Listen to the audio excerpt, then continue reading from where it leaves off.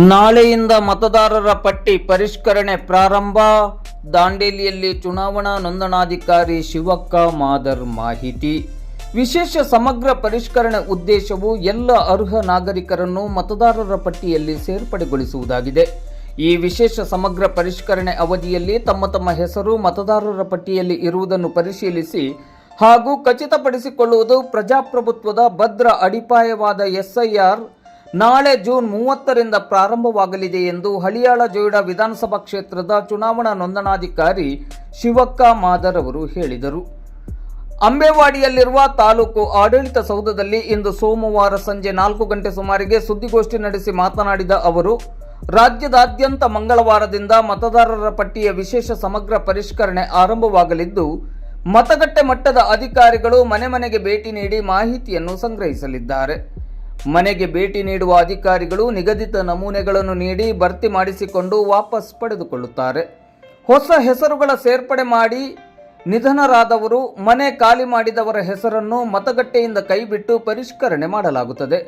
ಎರಡೆರಡು ಕಡೆ ಹೆಸರು ಇದ್ದಲ್ಲಿ ಒಂದು ಕಡೆ ಮಾತ್ರ ಉಳಿಸುವ ಪ್ರಕ್ರಿಯೆ ನಡೆಯುತ್ತದೆ. ಗುರುತಿನ ಚೀಟಿಯಲ್ಲಿ ಏನಾದರೂ ದೋಷಗಳು ಇದ್ದಲ್ಲಿ ತಿದ್ದುಪಡಿ ಮಾಡಿಸಿಕೊಳ್ಳಲು ಕೂಡ ಅವಕಾಶವಿದೆ. ಮನೆಗೆ ಬರುವ ಬಿಎಲ್ಒಗಳು 2 ಅರ್ಜಿಗಳನ್ನು ನೀಡುತ್ತಾರೆ. ಮತದಾರರು 2 ಭರ್ತಿ ಮಾಡಿ ಸಹಿ ಮಾಡಬೇಕು. ಬಿಎಲ್ಒ ಕೂಡ ಆ 2 ಫಾರ್ಮ್ಗಳ ಮೇಲೆ ಸಹಿ ಮಾಡುತ್ತಾರೆ. ಒಂದನ್ನು ಸ್ವೀಕೃತಿ ಪ್ರತಿಯಾಗಿ ಮತದಾರರಿಗೆ ಮರಳಿಸಿದರೆ ಇನ್ನೊಂದು ಪ್ರತಿಯನ್ನು ಅಧಿಕಾರಿಗಳು ಕೊಂಡೊಯ್ಯಲಿದ್ದಾರೆ. ನಂತರ ಅದನ್ನು ಸ್ಕ್ಯಾನ್ ಮಾಡಿ ಡಿಜಿಟಲ್ ರೂಪದಲ್ಲಿ ಸಂಗ್ರಹ ಮಾಡಲಾಗುತ್ತದೆ. ಎಸ್ಐಆರ್ ಪ್ರಕ್ರಿಯೆಗಾಗಿ ದಾಂಡೇಲಿ ತಾಲೂಕಿನಲ್ಲಿ ಒಟ್ಟು 59 ಮತಗಟ್ಟೆ ಮಟ್ಟದ ಅಧಿಕಾರಿಗಳು ತೊಡಗಿಸಿಕೊಳ್ಳಲಿದ್ದಾರೆ.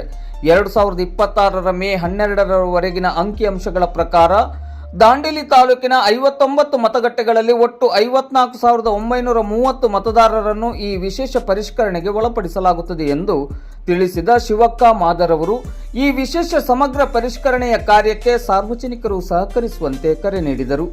ಚುನಾವಣಾ ಉಪ ನೋಂದಣಾಧಿಕಾರಿಯಾಗಿರುವ ತಹಶೀಲ್ದಾರ್ ಶೈಲೇಶ್ ಪರಮಾನಂದ್ ಅವರು ಮಾತನಾಡಿ, ದಾಂಡೇಲಿ ತಾಲೂಕಿನ ಒಟ್ಟು 54,930 ಮತದಾರರ ಪೈಕಿ 46,978 ಮತದಾರರ ಮ್ಯಾಪಿಂಗ್ ಮಾಡಲಾಗಿದೆ. 87% ಮ್ಯಾಪಿಂಗ್ ಮಾಡಲಾಗಿದೆ ಎಂದರು. ಬಿಎಲ್ಒಗಳು ಗಣತಿ ನಮೂನೆಗಳನ್ನು ಪಡೆದುಕೊಂಡ ನಂತರ ಕರಡು ಮತದಾರರ ಪಟ್ಟಿಯನ್ನು ಪ್ರಕಟಿಸಲಾಗುತ್ತದೆ. ಮತದಾರರ ಪಟ್ಟಿಯಲ್ಲಿ ವಿವರ ತಪ್ಪಾಗಿದ್ದರೆ ಆಕ್ಷೇಪಣೆ ಸಲ್ಲಿಸಬಹುದು. ಅದನ್ನು ಪರಿಶೀಲಿಸಿ ಅಂತಿಮ ಪಟ್ಟಿಯನ್ನು ಪ್ರಕಟಿಸಲಾಗುತ್ತದೆ. ಮತದಾರರ ಪಟ್ಟಿಯಲ್ಲಿ ತಮ್ಮ ಹೆಸರು ಬಿಟ್ಟು ಹೋಗಿದ್ದರೆ ಮತದಾರರು ಕ್ಷೇತ್ರ ಚುನಾವಣಾ ನೋಂದಣಾಧಿಕಾರಿ ಇಲ್ಲವೇ ಜಿಲ್ಲಾಧಿಕಾರಿ ಹಂತದ ಮೇಲ್ಮನವಿ ಪ್ರಾಧಿಕಾರಕ್ಕೆ ಅರ್ಜಿ ಸಲ್ಲಿಸಬಹುದು. ನಂತರದ ಹಂತದಲ್ಲಿ ರಾಜ್ಯ ಮುಖ್ಯ ಚುನಾವಣಾಧಿಕಾರಿ ಕಚೇರಿಗೆ ಮೇಲ್ಮನವಿ ಸಲ್ಲಿಸಲು ಅವಕಾಶವಿದೆ. 2025ರ ಮತ್ತು 2002ರ ಮತದಾರರ ಪಟ್ಟಿ ಎರಡರಲ್ಲೂ ಮತದಾರರ ಹೆಸರು ಇದ್ದು ವಿವರಗಳಲ್ಲಿ ವ್ಯತ್ಯಾಸವಿದ್ದರೆ ನೋಟಿಸ್ ನೀಡಲಾಗುತ್ತದೆ. 2025ರ ಮತದಾರರ ಪಟ್ಟಿಯಲ್ಲಿ ಹೆಸರು ಇದ್ದು 2002ರ ಮತದಾರರ ಪಟ್ಟಿಯಲ್ಲಿ ಮತದಾರರ ಅಥವಾ ಅವರ ಪೋಷಕರ ವಿವರ ಇಲ್ಲದೇ ಇದ್ದರೂ ನೋಟಿಸ್ ನೀಡಲಾಗುತ್ತದೆ. ನೋಟಿಸ್ ನೀಡಿದಾಕ್ಷಣ ಮತದಾರರ ಪಟ್ಟಿಯಿಂದ ಅಂತವರ ಹೆಸರನ್ನು ಕೈಬಿಡಲಾಗುತ್ತದೆ ಎಂದರ್ಥವಲ್ಲ. ನೋಟಿಸ್ ಪಡೆದುಕೊಂಡವರು ಅಗತ್ಯ ದಾಖಲೆಗಳನ್ನು ಒದಗಿಸಿದರೆ ಆ ಪೈಕಿ ಅರ್ಹರನ್ನು ಕರಡು ಮತದಾರರ ಪಟ್ಟಿಗೆ ಸೇರಿಸಲಾಗುತ್ತದೆ ಎಂದು ತಿಳಿಸಿದರು. ಚುನಾವಣಾ ಆಯೋಗದ ನಿರ್ದೇಶನದಂತೆ ಮತದಾರರ ಪಟ್ಟಿಯ ವಿಶೇಷ ಸಮಗ್ರ ಪರಿಷ್ಕರಣೆ ಪ್ರಕ್ರಿಯೆ ಈಗ ಆರಂಭವಾಗಿದ್ದು, ಇದು ವಿಶೇಷ ಸಮಗ್ರ ಪರಿಷ್ಕರಣೆ ಅಂತಂದ್ರೆ ಸ್ಪೆಷಲ್ ಇಂಟೆನ್ಸಿವ್ ರಿವಿಷನ್ ಅಂತ SIR. ಇದರ ಉದ್ದೇಶವು ಎಲ್ಲ ಅರ್ಹ ಮತದಾರರು ನಾಗರಿಕರು ಮತದಾರರ ಪಟ್ಟಿಯಲ್ಲಿ ಸೇರ್ಪಡೆಗೊಳ್ಳುವುದಾಗಿದೆ. ಈ ವಿಶೇಷ ಸಮಗ್ರ ಪರಿಷ್ಕರಣೆ ಅವಧಿಯಲ್ಲಿ ನಿಮ್ಮ ಹೆಸರು ಮತದಾರರ ಪಟ್ಟಿಯಲ್ಲಿ ಇರುವುದನ್ನು ಪರಿಶೀಲಿಸಿ ಹಾಗೂ ಖಚಿತಪಡಿಸಿಕೊಳ್ಳುವುದು ಪ್ರಜಾಪ್ರಭುತ್ವದ ಭದ್ರ ಅಡಿಪಾಯವಾದ SIRನ ಭಾಗವಾಗಿದೆ. ಈಗ ದಾಂಡೇಲಿ ತಾಲೂಕಿನ ವಿಶೇಷ ಸಮಗ್ರ ಪರಿಷ್ಕರಣೆಯನ್ನು ನೋಡೋದಾದರೆ, ಇಲ್ಲಿ ದಾಂಡೇಲಿಯಲ್ಲಿ ಮತಗಟ್ಟೆಗಳ ಸಂಖ್ಯೆ 59, ಒಟ್ಟು ಮತದಾರರ ಸಂಖ್ಯೆ 54,930, ಗಂಡು 26,548, ಹೆಣ್ಣು 28,382, ಒಟ್ಟು 54,930 ಮತದಾರರು ಇಲ್ಲಿ ದಾಂಡೇಲಿ ತಾಲೂಕಿನಲ್ಲಿ ಇದ್ದಾರೆ ಸರ್. ನಂತರ ಇದರಲ್ಲಿ ಗೈರಾದವರು ಅಂದರೆ ಈ ಜನಸಂಖ್ಯೆಯಲ್ಲಿ 141 ಗೈರು ಮತದಾರರ ಸಂಖ್ಯೆ, ವಲಸೆ ಹೋದವರ ಮತದಾರರ ಸಂಖ್ಯೆ 1753. ಮರಣ ಹೊಂದಿದವರ ಸಂಖ್ಯೆ 2418. ಒಟ್ಟು ಟೋಟಲ್ 3812. ಇದು ಗೈರು ವಲಸೆ ಮತ್ತು ಮರಣ ಹೊಂದಿದವರ ಮತದಾರರ ವಿವರ. ನಂತರ ಒಟ್ಟು ತಾಲೂಕಿನಲ್ಲಿ ನಗರ ಪ್ರದೇಶದಲ್ಲಿ 44, ಗ್ರಾಮೀಣ ಪ್ರದೇಶದಲ್ಲಿ 15, ಒಟ್ಟು ಮತಗಟ್ಟೆಗಳು 59 ದಾಂಡೇಲಿ ತಾಲೂಕಿನಲ್ಲಿ. ಮತಗಟ್ಟೆ ಮಟ್ಟದ ಅಧಿಕಾರಿಗಳು 59, ಗ್ರಾಮೀಣ ನಗರ ಸೇರಿ ಶಿಕ್ಷಣ ಇಲಾಖೆಯಿಂದ 29, ಮಹಿಳಾ ಮತ್ತು ಮಕ್ಕಳ ಕಲ್ಯಾಣ ಅಭಿವೃದ್ಧಿ ಇಲಾಖೆಯಿಂದ 29, ಕಂದಾಯ ಇಲಾಖೆಯಿಂದ 1, ಒಟ್ಟು BLOಗಳು 59. ನಂತರ SIR ಪ್ರಕ್ರಿಯೆ ನಡೆಯುವ ಕಾರ್ಯವಿಧಾನ. ಅರ್ಹತಾ ದಿನಾಂಕ 1/10/2026. ಬೂತ್ ಮಟ್ಟದ ಅಧಿಕಾರಿಗಳಿಂದ ಮನೆ ಮನೆಗೆ ಭೇಟಿ. ಅಂದರೆ BLOಗಳು ಮನೆ ಮನೆಗೆ ಭೇಟಿ ಕೊಡುವುದು 30/6/2026ರಿಂದ 29/7/2026ರವರೆಗೆ ಒಂದು ತಿಂಗಳ ಕಾಲ ಅವರು ಮನೆ ಮನೆಗೆ ಭೇಟಿ ಕೊಡ್ತಾ ಇದ್ದಾರೆ. ಕರಡು ಮತದಾನ ಪಟ್ಟಿಯ ಪ್ರಕಟಣೆ 5/8/2026. ಹಕ್ಕು ಮತ್ತು ಆಕ್ಷೇಪಣೆಗಳನ್ನು ಸಲ್ಲಿಸಲು ನಿಗದಿಪಡಿಸಿದ ಅವಧಿ 5/8/2026ರಿಂದ 4/9/2026ರವರೆಗೆ.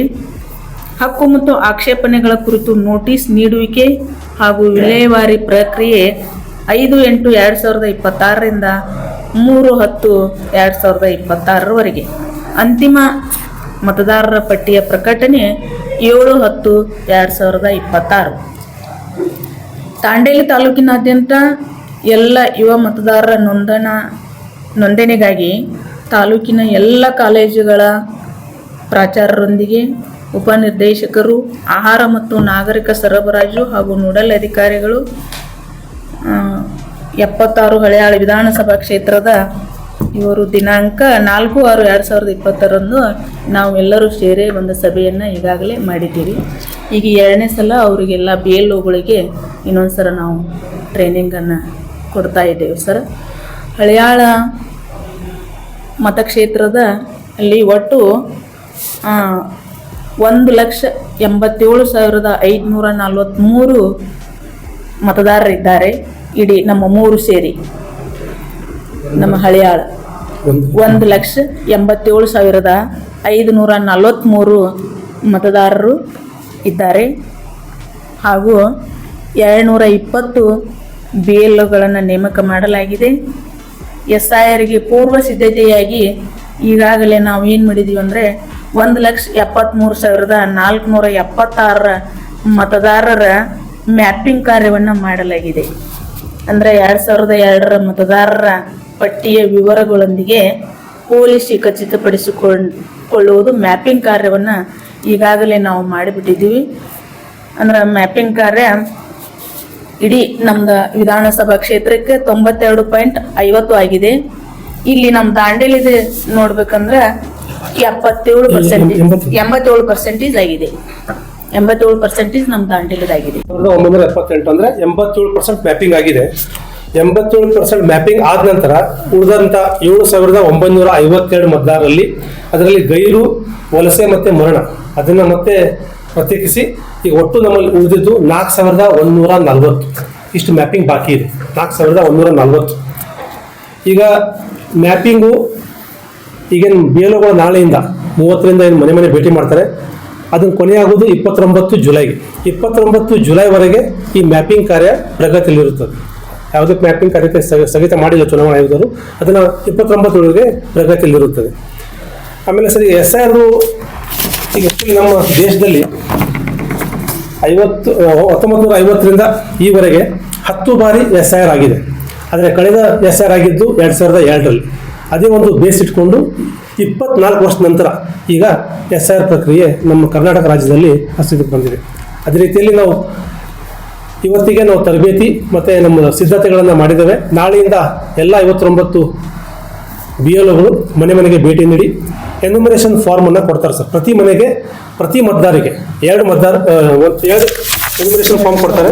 ಒಂದನ್ನು ಕೊಡ್ತಾರೆ ಮತ್ತು ಒಂದನ್ನು ರಿಸೀವ್ ಮಾಡ್ತಾರೆ. ಇದು ಎನ್ಯುಮರೇಷನ್ ಫಾರ್ಮ್ ಸರ್, ಪ್ರತಿ ಮತದಾರಿಗೆ ಕೊಡೋದು. ಇಲ್ಲಿ ಎಡಬದಿಗೆ 2002ರಲ್ಲಿ ಅವ್ರದ್ದು ಏನು ಡೀಟೇಲ್ಸ್ ಇತ್ತಲ್ಲ ಇದನ್ನು ತುಂಬಬೇಕು. ಅವ್ರು 2002 ಮತದಾರ ಪಟ್ಟಿಯಲ್ಲಿ ಏನಿತ್ತಲ್ಲ ಡೀಟೇಲ್ಸ್ ಅವ್ರದ್ದಾಗಲಿ ಅಥವಾ ಅವ್ರ ತಂದೆ ಅಥವಾ ಅವ್ರ ಅಜ್ಜಿದು. ಆಮೇಲೆ ಒಂದು ವೇಳೆ ಅವ್ರು ಇಲ್ಲದೇ ಇದ್ರೆ ಈ ಬಲಭಾಗದಲ್ಲಿ ಯೋಜನೆ ಮಾಡಿದ್ದಾರೆ ಸರ್ ಅವ್ರ ಸಂಬಂಧಿಕರು. ಇಲ್ಲಿ ಬಲಭಾಗದಲ್ಲಿ ಅವ್ರ ಮಾಹಿತಿ ತುಂಬಿ ಇಲ್ಲಿ ಅವ್ರದ್ದು ವೈಯಕ್ತಿಕ ಮಾಹಿತಿಯನ್ನು ತುಂಬಿ ಅವರು ಇಲ್ಲಿ ಸಹಿ ಮಾಡ್ಬೇಕು ಸರ್. ಒಂದು ವೇಳೆ ಮತದಾರರು ದಾಂಡೇಲಿಯಲ್ಲಿ ಲಭ್ಯವಿಲ್ಲದಿದ್ದರೆ ಅವರ ಮನೆಯಲ್ಲಿ ಯಾರು ಸಂಬಂಧಿಕರು ಸಹಿ ಮಾಡಿ ಕೆಳಗಡೆ BLO ಸಹಿ ಮಾಡ್ತಾರೆ. ಇದನ್ನು ಪ್ರತಿ ಮತದಾರಿಗೆ ನಾವು ದ್ವಿಪ್ರತಿಯಲ್ಲಿ ನಾಳೆಯಿಂದ ನಮ್ಮದು ಕಾರ್ಯ ಆರಂಭ ಆಗುತ್ತೆ ಸರ್. ಆಮೇಲೆ ಪ್ರತಿ ಮನೆಗೆ ಈ ನಮೂನೆಯನ್ನು ಕೊಟ್ಟ ನಂತರ ಈ ಸ್ಟಿಕ್ಕರ್ಗಳನ್ನು ಮನೆಗೆ ಹಚ್ತಾರೆ. ಅವರು ಈ ನೀಲಿ ಕಲರ್ ಸ್ಟಿಕ್ಕರನ್ನು ಅಂಟಿಸ್ತಾರೆ. ಒಂದು ವೇಳೆ ಮನೆ ಕೀಲಿ ಇದ್ದರೆ ಲಾಕ್ ಇದ್ದರೆ ಈ ಕೆಂಪು ಸ್ಟಿಕ್ಕರನ್ನು ಅಂಟಿಸ್ತಾರೆ. ಅದರ ನಂತರ 29/7/2026 ನಂತರ ಮನೆ ಭೇಟಿ ಆದ ನಂತರ ನಾವು ಕರಡು ಮತದಾರ ಪಟ್ಟಿಯನ್ನು ಪ್ರಕಟಣೆ ಮಾಡ್ತೇವೆ. ಅದು 5/8ಕ್ಕೆ ಮತದಾರ ಪಟ್ಟಿ ಪ್ರಕಟಣೆ ಆದ ನಂತರ ಕೆಲವರು ಆಕ್ಷೇಪಣೆ ಹಾಕ್ಬೋದು, ನಂದು ಸೇರ್ಪಡೆ ಆಗಿಲ್ಲ, ನಂದು ಇಲ್ಲಿ ಸೇರ್ಪಡೆ ಆಗಿದೆ ಅಂತ. ಅದಕ್ಕೆ ಮತ್ತೆ ನಾವೇನು ಮಾಡಿದ್ದೇವೆ, ಆಕ್ಷೇಪಣೆ ಕಾಲ್ಫಾರ್ ಮಾಡಲಿಕ್ಕೆ 5/8ರಿಂದ 4/9ವರೆಗೆ ಅವಕಾಶ ಮಾಡಿಕೊಟ್ಟಿದ್ದೇವೆ. ಅವರು ತಮ್ಮ ಕ್ಲೇಮ್ಸ್ ಮತ್ತು ಅಬ್ಜೆಕ್ಷನ್ ಕೊಡ್ಬೋದು. ಅದರ ನಂತರ ಸರ್ ಅವರೇನು ಕೊಟ್ಟ ನಂತರ ಮೇಡಮ್ ಅವರು ಪ್ರತಿಯೊಬ್ಬರಿಗೆ ನೋಟಿಸ್ ಕೊಟ್ಟು ವಿಚಾರಣೆ ಮಾಡ್ತಾರೆ. 3 ತಾಲೂಕು ಹಳ್ಯಾಳ್, ಜೋಯಿಡಾ, ದಾಂಡೇಲಿಯಲ್ಲಿ ಎಷ್ಟು ಬಾಕಿ ಇದ್ದಾರೆ, ಏನು ಆಕ್ಷೇಪಣೆ ಬರ್ತವೆ, ಪ್ರತಿಯೊಂದು ಅರ್ಜಿಯನ್ನು ಅವರು ವಿಚಾರಣೆ ಮಾಡಿ ಅದಕ್ಕೆ ಆದೇಶವನ್ನು ಕೊಡ್ತಾರೆ.